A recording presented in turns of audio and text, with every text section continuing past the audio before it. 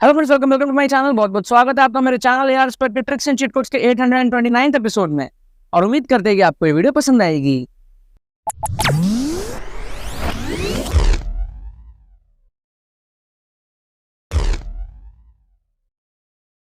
Students, अगर आपका JEE main में स्कोर 60, 70, 80, 90, 100 इस रेंज में अटकता है, अगर आपको अपने स्कोर को इंक्रीज करना है 170, 180 इस रेंज में लेकर के जाना है, जिससे कि आपका 98, 99 परसेंटाइल और एनआईटीज आपके जो सिक्योर हो पाए, और अगर आपको समझ में नहीं आ रहा है कि चीज किस तरीके से कम टाइम में हो सकता है, तो आपको यहाँ पर टेंशन लेने की कोई जरूरत नहीं है। आप एनरोल कर लो जल्दी से हमारे जेईई मेन 2024 के एक्सक्लूसिव ट्रिक्स कोर्स में। इस कोर्स के थ्रू मैं आपको सिखाऊंगा सारे के सारे tricks, logical and scientific tricks, किस तरीके से आपको एग्जाम टाइम सिनेरियो में उन ट्रिक्स को अप्लाई करना है, किस तरीके से जेईई मेन के पेपर्स में वो ट्रिक्स लगते हैं, on spot exam time scenario में आपको किस तरीके से ट्रिक्स लगाना है। पूरा का पूरा माइंडसेट डेवलपमेंट आपका होगा। एक स्ट्रक्चर्ड कोर्स है 10 घंटे का, और इस 10 घंटे के कोर्स में आपको फर्स्ट अटेम्प्ट में भी बेनिफिट मिलेगा और सेकंड अटेम्प्ट में भी जो है बेनिफिट मिलेगा। लिंक आपको डिस्क्रिप्शन में मिल जाएगा। सारी डिटेल्स आप जाकर के चेकआउट कर सकते हो और जाकर के एनरोल कर सकते हो। कोई भी क्वेरीज हो तो आप हमारी टीम को व्हाट्सअप करके उनसे अपने क्वेरीज को सॉल्व करवाने के बाद में आप इस कोर्स के अंदर में एनरोल कर सकते हो। लेकिन एनरोल जरूर से कर लेना, क्योंकि ये कोर्स आपका गेम चेंज कर देगा। आपके जेईई मेन 2024 में आपको सक्सेसफुल बनाने में बहुत ज्यादा हेल्प करेगा।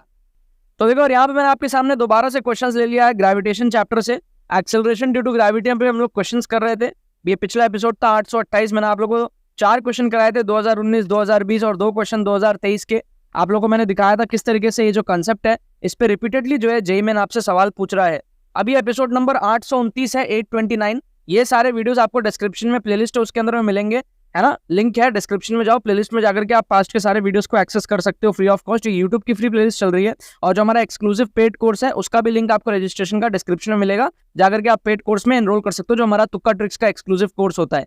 यहाँ पे भी मैं आपके सामने 4 क्वेश्चन लिया हूँ। 2022 के 2 क्वेश्चन मैं आपको दिखाऊंगा, और सिमिलर फैशन में जो रिपीटेड क्वेश्चन है 2023 में आए हुए वो भी मैं आपको यहाँ पर दिखाऊंगा। तो ये कंसेप्ट बहुत इंपॉर्टेंट है ग्रेविटेशन के अंदर में। आपको मैंने पहले जो है सैटेलाइट के क्वेश्चंस कराए, ठीक है ना। ये वाला चीज भी रिपीट हो रहा था जेईई मेन में। मैंने आप लोगों को जो है सेंट्रिपिटल फोर्स और ये जो इस टाइप के क्वेश्चंस आते हैं, ठीक है ना, लॉ ऑफ ग्रेविटेशन के ऊपर में GM1 m2/r² को हम इक्वेट करते हैं mv²/r से, वो वाले क्वेश्चंस मैंने आपको कराए। अभी यहाँ पर जो एक्सेलरेशन ड्यू टू ग्रेविटी के जो है मैं एपिसोड्स आपके सामने बैक टू बैक ले रहा हूँ, और इस पे भी जो है क्वेश्चंस जेईई मेन बार बार पूछ रहा है। तो ये बहुत इंपॉर्टेंट है आपके लिए करना। जैसे इस क्वेश्चन को आप देखो, variation of acceleration due to gravity g with distance r from the centre of the earth is correctly represented bye.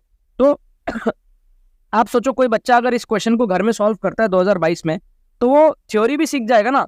Actually होता क्या है, जो हमारा g' का वैल्यू होता है वो g/1 + h/r का होल स्क्वायर होता है। मैंने आपको पिछले एपिसोड में भी बताया था, ये हमारे पास में फॉर्मूला होता है ना। g' हो गया हमारे पास में नया g, जो हाइट के साथ में चेंज होता है, राइट। इसको हम थोड़ा सा क्या बाइनोमियल अप्रोक्सीमेशन से चेंज भी कर सकते हैं। इसको ऐसा लिख सकते हैं 1 + h/r टू द पावर -2। और अगर हाइट की वैल्यू बहुत कम है तो हम इसको अप्रोक्सीमेशन ले सकते हैं और लिख सकते हैं 1 - 2h/r। ये हमारा फॉर्मूला होता है अगर हाइट बहुत छोटा है तो। अगर हाइट छोटा नहीं है, हाइट जो अगर वो comparable to radius of the earth है, तो यही वाला फॉर्मूला रहता है, ठीक है। यही वाला रहता है, ये वाला नहीं रहता है। क्लियर है।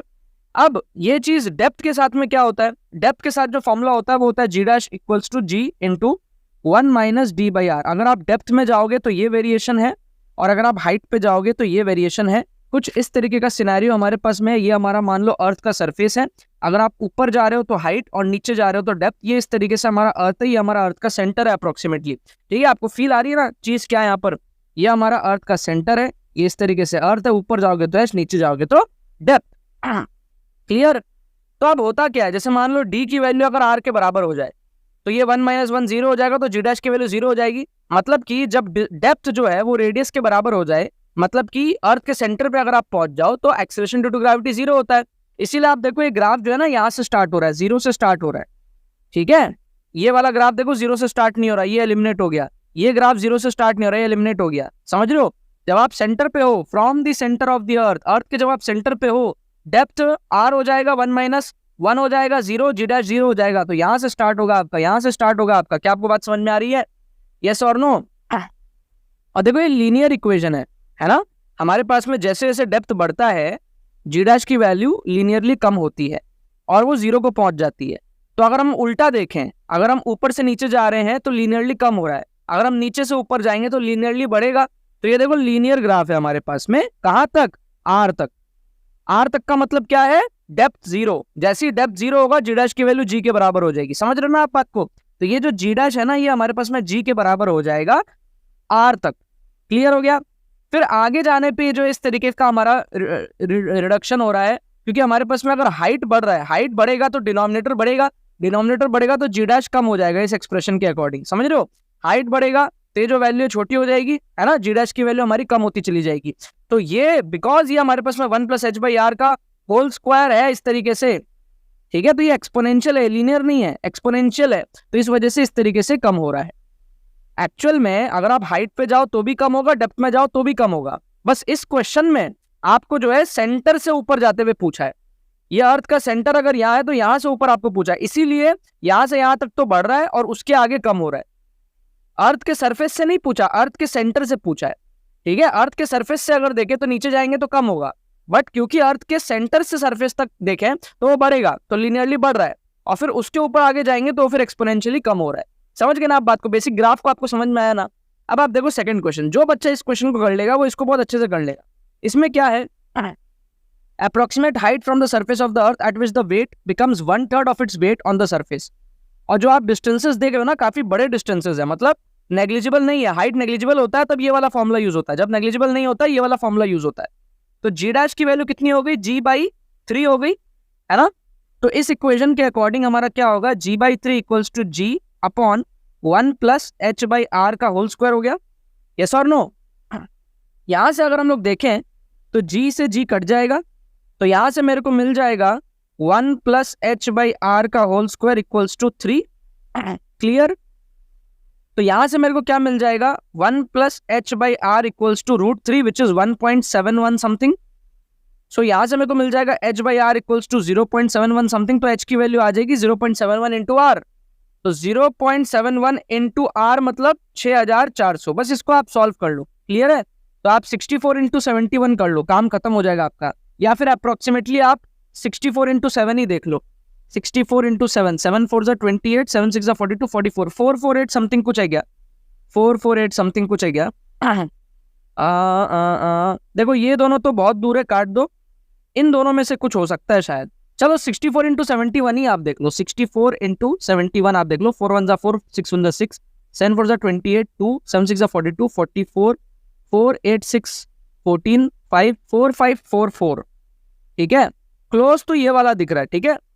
सॉरी 1.73 होता है ना, ये दिया हुआ भी है, सॉरी √3 इज 1.73। तो 73 से मल्टीप्लाई जैसे ही आप करोगे ना तो ये वैल्यू और थोड़ी बड़ी आएगी, जो कि इसके बराबर हो जाएगी, है ना। 4500 आ रहा है, 6500 के आसपास हो जाएगा। तो option B is the correct answer यहाँ पे। क्लियर है। तो हमारा फर्स्ट क्वेश्चन का आंसर क्या था, ए। दूसरे का आंसर क्या है, बी। ठीक है, लॉजिक समझ में आ रहा है ना आपको क्या है। बेसिक फंडा यही है, इस पे जेईई मेन बार बार आपसे सवाल पूछ रहा है ना। नेक्स्ट आप इस क्वेश्चन को देखो, जेईई मेन 2023 में आया हुआ सवाल है, आप चुटकी में इसको सॉल्व कर लोगे। जो बच्चा ये दोनों क्वेश्चन घर से करके जाएगा और उसके एग्जाम में ये क्वेश्चन आएगा 2023 में, बहुत आसानी से कर लेगा। Clear. At a certain depth value of acceleration due to gravity becomes 4 times that of its value at a height 3r above the earth surface. ठीक है, तो यहाँ पर डेप्थ बताना है आपको कितना है।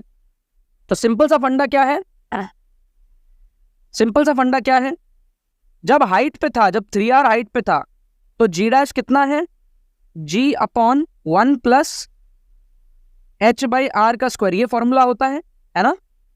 तो जब हाइट 3r पे है तो क्या बन जाएगा, g upon 1 + 3r upon r का स्क्वायर, ये बन जाएगा ना, यही तो बन जाएगा। क्लियर है ना। इसको अगर हम 4 से मल्टीप्लाई करें तब हमारा क्या बन रहा है, डेप्थ d का केस बन रहा है, g इंटू 1 - d/r। इन दोनों को इक्वेट कर दो। क्लियर।